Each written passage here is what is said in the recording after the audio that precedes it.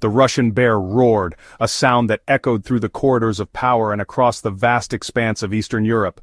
It was a roar that signaled a new phase in a conflict that had already claimed countless lives and shattered numerous communities. From his seat of power in the Kremlin, Vladimir Putin issued a decree that reverberated across the battlefields of Ukraine. This was not just a political maneuver, it was a declaration of intent, a message to the world that Russia would not back down. Ukrainian forces in the Kursk Oblast were to be expelled, swiftly and decisively.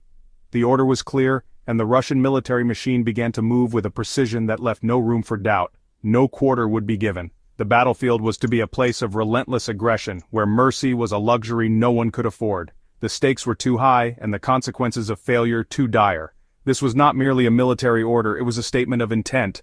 A line had been drawn, and crossing it meant facing the full might of the Russian military. The command centers buzzed with activity as strategies were laid out and orders disseminated. Putin had drawn a line in the sand. It was a symbolic gesture, but one that carried immense weight. It was a challenge to the world, a dare to anyone who would oppose Russia's will. The world held its breath. Leaders from across the globe watched with bated breath, their discussions filled with tension and uncertainty. The implications of this conflict were far-reaching, affecting not just the immediate region but the entire global order. After months of grinding conflict, a dangerous new chapter had begun. The landscape was scarred by war and the air was thick with the smoke of battle. Each day brought new challenges and new horrors. The Ukrainian incursion into Kursk had been bold, a desperate throw of the dice. It was a move born out of necessity, a gamble that could either turn the tide or lead to further devastation. But Putin's response was anything but desperate. It was calculated, methodical, and ruthless. The Russian military was prepared, their strategies honed to a fine edge. This was a game of high stakes, and Putin was playing to win. It was calculated, ruthless, and underscored the high stakes of the game they were playing. In the war rooms, every move was scrutinized, every possibility considered. The fate of nations hung in the balance. The fate of Kursk, a region steeped in history and now scarred by war, hung in the balance. Its streets, once bustling with life, were now patrolled by soldiers, its landmarks bearing the marks of conflict. This wasn't just about territory, it was about pride, power, and the enduring struggle between Russia and the West. It was a geopolitical chess game, with each side making moves that could alter the course of history. The world watched, captivated and horrified, as the gears of war ground on. News outlets provided constant updates, and civilians around the globe reacted with a mix of fear, hope, and uncertainty. The story of Kursk was far from over, and its outcome would shape the future in ways yet unseen. August 2024. A month that would forever change the course of the conflict between Ukraine and Russia. This month would be etched in the annals of history, a pivotal moment in a war that had already seen too much bloodshed and devastation. Under a sky heavy with smoke and the promise of rain, Ukrainian forces had crossed the border into Russia. It was a bold move, one that carried immense risks but also the potential for significant rewards. Their target was the Kursk Oblast, a region of strategic importance. Capturing it would not only provide a tactical advantage but also a symbolic victory. It was a gamble, a desperate roll of the dice by a nation fighting for its very survival. The stakes were incredibly high and the outcome uncertain. The prize? 1,200 square kilometers of Russian soil and a much-needed boost to Ukrainian morale. This land was more than just territory, it was a symbol of resistance and hope. For a nation battered and bruised by months of relentless Russian assaults, the capture of Kursk was a beacon of hope, a sign that they could still strike back.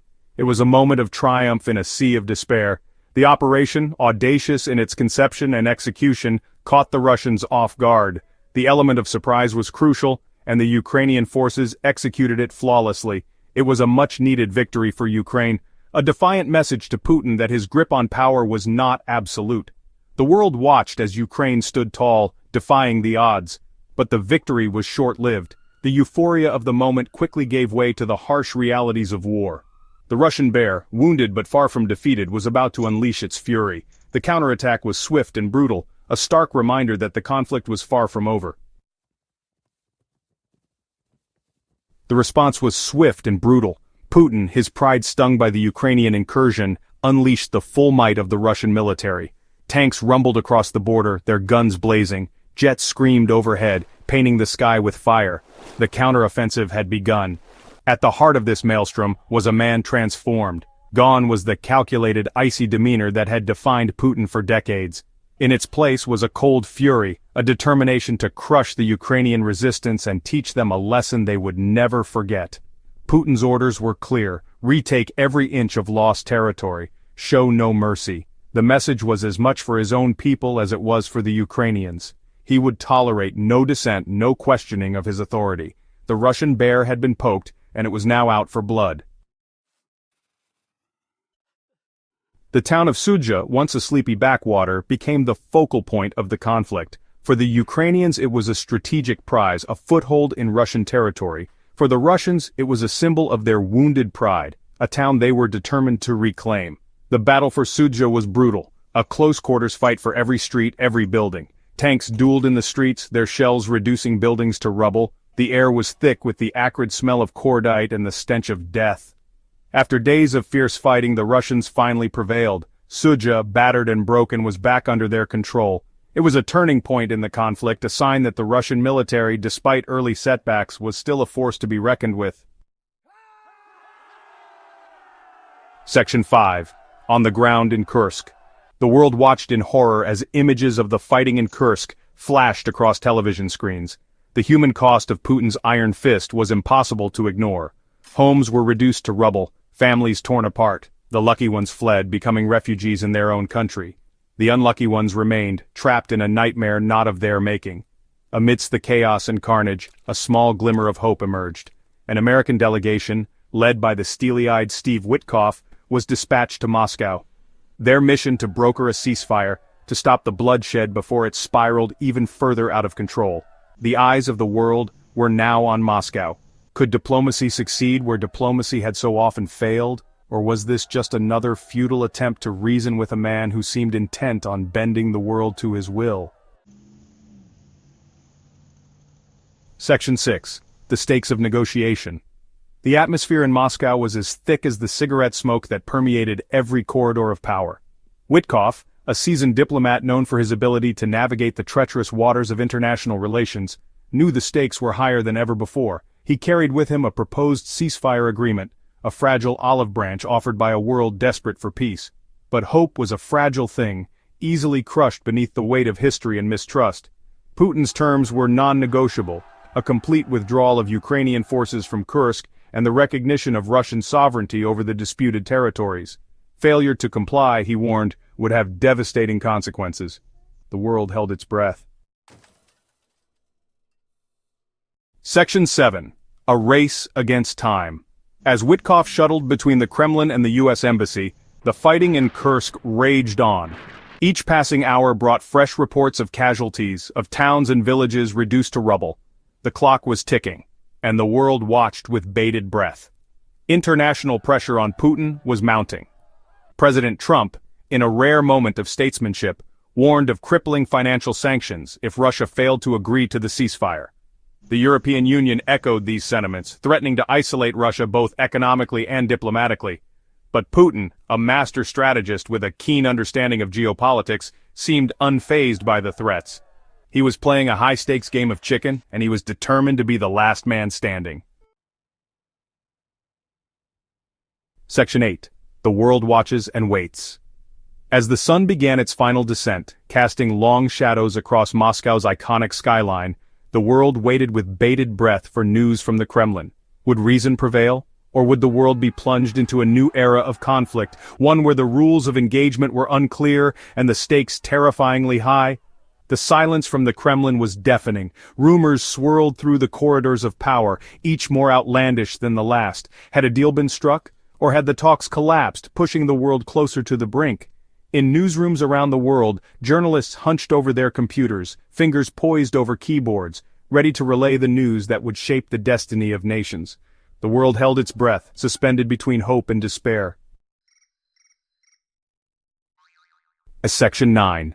A fragile hope. As the clock ticked past midnight, a glimmer of hope emerged from the darkness. The world held its breath, waiting for news that could change the course of history. A terse statement from the Kremlin announced that a ceasefire agreement had been reached. The announcement was met with cautious optimism, as many had grown weary of broken promises and shattered dreams. The terms of the agreement were not immediately clear, but the news was greeted with a collective sigh of relief from a world weary of war. In Kiev and Moscow, people took to the streets, celebrating the possibility of peace. The ceasefire was fragile, a delicate truce in a conflict that had already claimed countless lives. Soldiers on both sides stood down, their faces etched with the fatigue of endless battles. But it was a start, a chance for peace to take root in the blood-soaked soil of Kursk. The fields, once battlegrounds, now held the promise of renewal and rebirth. The road ahead would be long and arduous. Rebuilding trust and infrastructure would take years, if not decades. The journey towards lasting peace was fraught with challenges. The scars of war ran deep, and the mistrust between Russia and the West would not be easily overcome. Protesters held signs, reminding everyone that true peace requires more than just words. But for now at least, the guns were silent. Soldiers laid down their arms, hoping that this ceasefire would hold longer than the previous ones, and in the silence, there was a fragile hope.